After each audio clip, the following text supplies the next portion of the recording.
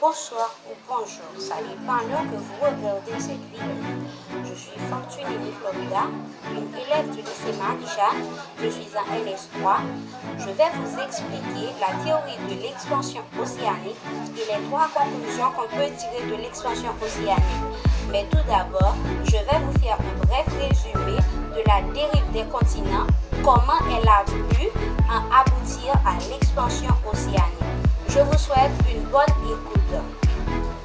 En 1912, un géophysicien allemand, Alfred Wegener, a formulé une hypothèse selon laquelle les continents actuels proviendraient d'un seul et immense continent, qui au cours de centaines de millions d'années serait fracturé, donnant naissance à des continents qui s'éloignent les uns des autres.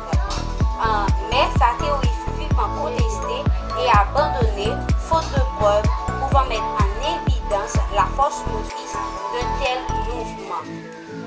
En 1950, ce fut la première étude sur la nature des roches. Et en 1960, ils ont pu mettre en évidence, ils ont trouvé des reliefs au fond des océans. Et en 1962, le géologue Harry Hess synthétise de nouvelles données et met une hypothèse sur les mouvements océaniques. Pour commencer, je vais vous définir les mots-clés de cette leçon. Désolé. On a les dorsales. Les dorsales sont des reliefs positifs au fond des océans. On a les fosses océaniques. Les fosses océaniques sont des reliefs négatifs au fond des océans. On a les flux géothermiques. Un flux géothermique est la quantité de chaleur dissipée par la Terre par unité de surface et dans le temps. Et enfin, on a la convection.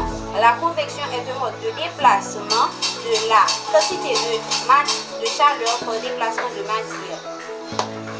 Pour commencer, d'après le géologue Harry Hess, le plancher océanique se forme au niveau des dorsales.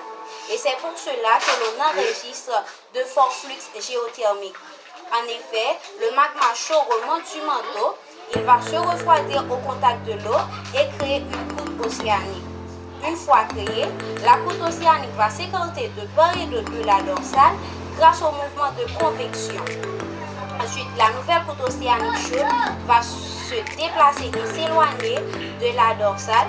Au fur et à mesure de son refroidissement, elle finit par plonger dans le manteau au niveau des fosses abyssales. Maintenant, les trois conclusions qu'on peut tirer de l'expansion océanique, les flux géothermiques sont beaucoup plus importants au niveau des dorsales, mais plus précisément au niveau des axes. Le renouvellement de la croûte océanique se fait au niveau des dorsales et le moteur du déplacement est le courant de convection. Je vous dis merci et au revoir.